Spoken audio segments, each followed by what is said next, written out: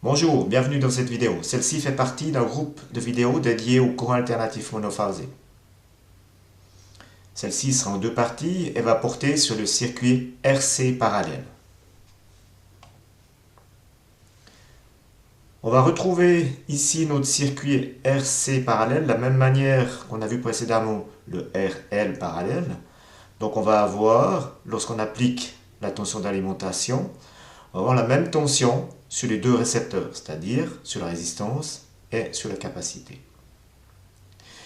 On aura deux courants partiels, le courant dans la résistance et le courant dans la capacité. La somme vectorielle des deux va se trouver ici et c'est le courant qui va venir de l'alimentation. Pour l'analyse de ce circuit, on va travailler comme on a fait précédemment par l'analyse vectorielle. Dans le cas d'un circuit parallèle, la tension est commune à tous les éléments, donc on va prendre la tension comme vecteur de référence. Ensuite, on va placer le vecteur IR, le courant dans la résistance. Dans une résistance, tension et courant sont en phase. Donc on va trouver notre flèche ici, dans le même alignement que U. Le courant dans un condensateur est en avance de 90 degrés, ou la tension est en retard, peu importe comment on le dit. Mais on va trouver ici notre courant en avance de 90 degrés. Ici. Le courant I, le courant total, sera la somme vectorielle des deux courants. On ne va pas juste additionner, faire IR plus IC, on va faire la somme vectorielle. C'est-à-dire qu'on va prendre la coordonnée de IR, ici, la coordonnée de IC, ici, et le point d'intersection ici va donner le point d'arrivée du vecteur I. Et on va trouver l'angle de déphasage ici. Son angle de déphasage va varier de 0 degré jusqu'à 90 degrés. 0 degré si on est purement résistif et 90 degrés si on est purement capacitif. Vu qu'on a R et C, on va varier entre 0 et 90. Ce diagramme vectoriel va tourner en sens anti-horaire à la vitesse angulaire oméga ou la pulsation. Et c'est ce qui va nous permettre de tracer le diagramme temporel qu'on verra par la suite. Maintenant, ce diagramme vectoriel qui est ici, pour la suite de l'analyse, on va l'organiser différemment. On va déplacer IC, on va le placer ici, et en fait, on va retrouver un triangle. Donc, on aura IR comme étant une des cathètes ici de notre triangle. On aura IC qui sera la seconde cathète. On a un angle droit ici, et on a l'hypoténuse qui est là. Donc, on a affaire à un triangle rectangle. On va retrouver l'angle de déphasage qui est ici. Et c'est à partir de ce triangle-là qu'on va faire l'analyse. On va maintenant regarder les signaux qui vont être créés par le diagramme vectoriel vu précédemment. Dans le cas ici, on a la tension et le courant. Si on prend nos diagrammes vectoriels, on voit que la tension va se trouver ici et le courant sera en avance. Donc, on va retrouver ça ici dans notre analyse temporelle. Donc, on voit que notre courant et notre tension sont décalés l'un par rapport à l'autre. Et le passage par 0 ici du courant est en avance par rapport au passage à 0 de la tension. C'est ce qu'on appelle l'angle de déphasage. Maintenant, lorsqu'on va calculer la puissance apparente en faisant U fois I, on va retrouver ici une tension positive, un courant positif. Donc plus positif fois positif, ça fait positif. Ici, on a un négatif fois négatif, on va trouver négatif. Et entre deux, ici, dans les zones qui sont là, on aura positif fois négatif, négatif. Et ici, positif fois négatif, négatif. Donc on voit que durant la durée ici du déphasage, avant le passage par 0 de la tension, on va redonner de l'énergie sur le réseau. Donc notre circuit AC va absorber l'énergie ici et va le redonner ici et là.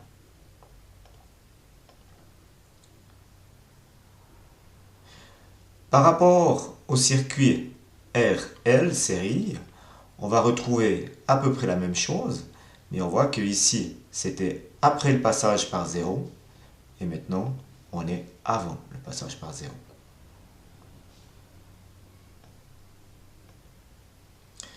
Voilà, on va maintenant faire l'analyse vectorielle de ce circuit. Lorsqu'on fait ceci, la première chose à faire, c'est de calculer l'opposition au passage du courant due à la capacité, la réactance de capacité. Et pour ceci, on calcule XC de la manière suivante, c'est 1 divisé par oméga fois C, et oméga c'est 2 fois pi fois F. Une fois qu'on a l'opposition au passage du courant dans la capacité, on aura aussi ici l'opposition au passage du courant de la résistance, c'est la résistance elle-même, et on va pouvoir calculer les différents courants et tracer ce diagramme vectoriel qui est là. Dans ce diagramme vectoriel, vu que c'est ici un triangle rectangle, on va pouvoir appliquer les formules liées au triangle rectangle. Et pour commencer, on peut utiliser Pythagore. Donc le courant ici sera, dans le cas ici, IR au carré plus IC au carré, le tout sur AC. Ensuite, on peut calculer les courants par la loi d'Ohm. Ici, le courant dans la résistance sera égal à la tension divisé par la résistance. Le courant dans la capacité sera égal à la tension divisé par la réactance de la capacité. Et le courant total sera égal à la tension divisé par l'impédance du circuit total. Une fois qu'on a tracé et calculé les différentes valeurs de notre triangle des courants, on va pouvoir le multiplier ou le diviser par U, qui est une valeur constante dans ce circuit-là. Si on divise par U, on obtient ici un triangle particulier. Dans un circuit série, on obtenait le triangle des résistances, impédances et réactances. Ici, on a le triangle inverse. On a 1 sur Z, 1 sur R et 1 sur XC. Dans ce cas-là, ce triangle-là, c'est le triangle ici. On a 1 sur R qui est égal à IR sur U, 1 sur XC qui est égal à IC sur U, et 1 sur Z qui est égal à I sur U. Donc, c'est un cas particulier lié au couplage parallèle. C'est ici, pour 1 sur R, c'est l'admittance, 1 sur XC, c'est la susceptance, et 1 sur Z, c'est la conductance. Ce triangle est assez particulier pour qu'on évite de l'utiliser. Donc, dans la suite de l'étude de ce circuit, on ne va pas utiliser ce triangle-là.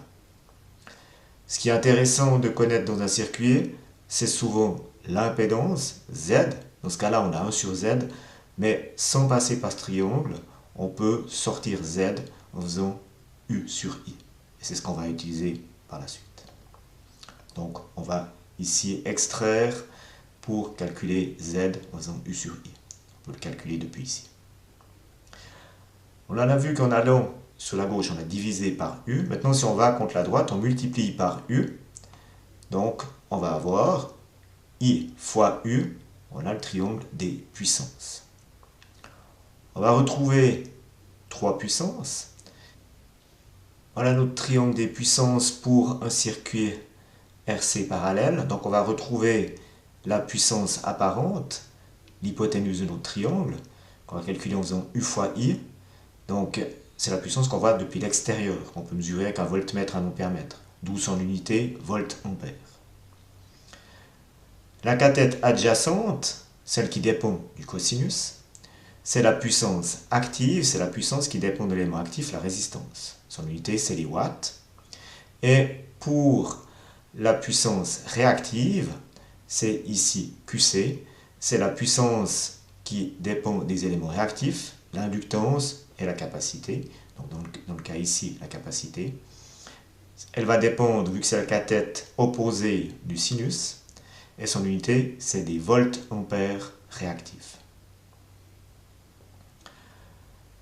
Voilà, donc on peut calculer les différents côtés de ce triangle par la trigonométrie, cosinus, sinus, mais on peut aussi le faire différemment. Et c'est ce qu'on va voir maintenant. Donc ici, dans notre triangle, on a la cathète adjacente, la cathète opposée, et on a l'hypoténuse. Donc, premier calcul qu'on pourrait faire, comme on l'a fait pour le courant, c'est utiliser Pythagore. On pourrait calculer S en faisant P carré plus QC au carré de tout sur AC. Mais on peut aussi utiliser les formules de la puissance, formule de base. En faisant I fois U, on obtient S. En faisant IR fois U, on obtient P. En faisant IC fois U, on obtient QC. Mais on peut aussi faire U carré sur R fois IR au carré. Et la même chose pour les autres, U carré sur XC, vu qu'on est sur la capacité, et XC fois IC. Donc on voit que c'est les mêmes formules, mais avec d'autres indices. Et U carré sur Z et Z fois I carré. Dernière chose qu'on peut calculer ici, c'est le facteur de puissance, le cos phi. Et on peut le calculer dans les trois triangles. Le cosinus, c'est adjacent sur hypoténuse, donc ce sera P sur S, ce sera IR sur I. Et dans le cas ici, ce sera 1 sur R divisé par 1 sur Z, ce qui va faire Z sur R. Voilà, donc on a ici l'analyse vectorielle complète de ce circuit-là. Précédemment, on a vu le RL parallèle, et en fait, quelle est la différence? Il n'y en a quasiment aucune. La différence, c'est que les triangles sont de sens opposés. Ici, on a pointe contre le bas, et là, on a pointe contre le haut. Mais, mis à part l'orientation, donc on a des phasages ici dans un sens, donc dans le sens horaire, et ici dans le sens anti-horaire. Mais, mis à part ça, peu de différence. Il suffit juste ici de changer les indices, donc QL et QC, et on voit que les formules sont identiques. Voilà. Donc il ne faut pas apprendre quelque chose de nouveau, il faut juste reprendre ce qu'on a vu précédemment et l'adapter. Voilà. Dans la deuxième partie de cette vidéo, on va voir un exemple de résolution. Je vous remercie de votre attention et je vous souhaite une bonne journée. Au revoir.